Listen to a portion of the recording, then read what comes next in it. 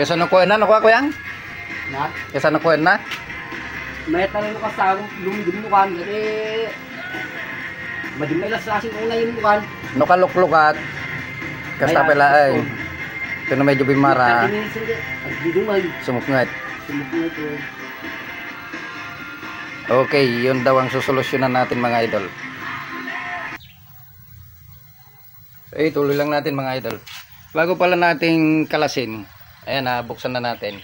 Hindi ko maipakita ng maigi dahil mahinang pixel na ng ating cellphone. Ito wala na siyang video mga idol. Oh. Makikita nyo yung guhit. Ayan. Ayan siya na po. Para sa mga kapwa newbie lang nangangalikot. Overbright siya pagkabukas lang. Tapos maya maya ay didilim siya mga idol. Ito sinyales na may problema siya. Oh. Meron siyang vertical retrace yan. May retrace line. Kadalasang problema nito mga idol sa kapwa ko newbie. Sa video section yan mga idol. Maaring may tama yung kanyang filter capacitor o bumigay na yung kanyang filter capacitor. Kadalasang supply yon 180 volts o hanggang 200 volts. Tignan natin yan mga idol. Ito bukas na. Dahil kabisado ko ng board na ito, alam ko na kung saan ko siya titignan agad. Yan siya mga idol. May retrace line. Tignan lang natin dito sa likod. Siya. Okay. Ito yung supply ng heater at video. Papunta na yan dito sa may picture tube board mga idol, video board. Tignan natin tong capacitor na ito. Yan ang kanyang supply. Universal board kasi ito mga idol. Kadalasan nandito yung kanyang filter capacitor ng video. Tignan natin to mga idol ha. Ayun oh. Putol lang pa. Okay, palitan lang natin yan at tapos na. Tapos na ang problema mga idol. Ito yung tinanggal natin mga idol oh. Sana nakikita yung label niya. Ayan siya.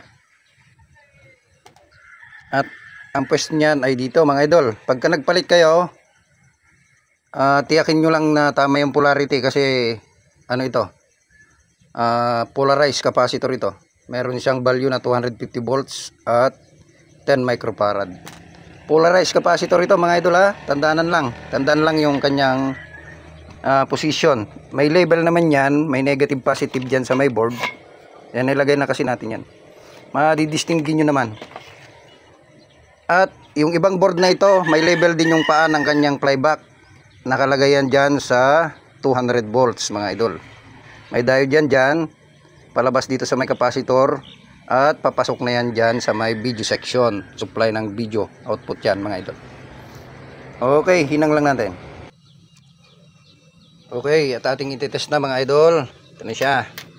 Power on.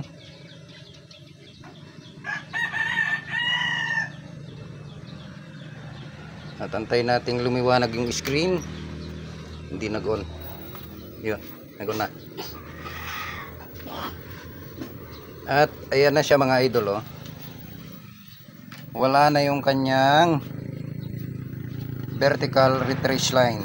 Pasensya na sa pixel ng ating cellphone. Pero mapapansin nyo, wala na yung kanyang puting retrace line. Lagyan natin ng video.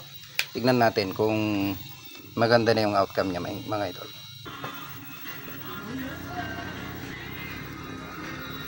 Okay, at ayan na siya. Hindi na overbright mga idol. Ano ba itong cellphone na ito? At wala na yung kanyang vertical retrace line. Yun lang ang naging problema niya mga idol. Sana nagkaroon ng konting idea yung mga kapwa ko beginners o yung mga nag-aaral pa sa pagre-repair ng mga electronics gaya ko. Nakapag-iwan sana ako ng isang technique ulit at mabilisang pangangalikot o paano i-diagnose ang ganong problema mga idol. Okay. Maraming salamat sa pagsubaybay at shout out sa inyong lahat. At ganoon na rin sa ating kliyente na madalas dito magdala ng gamit mga idol. Di tayo nalilimutan. Tiwala sila sa ating pangangalikot. Salamat ng marami.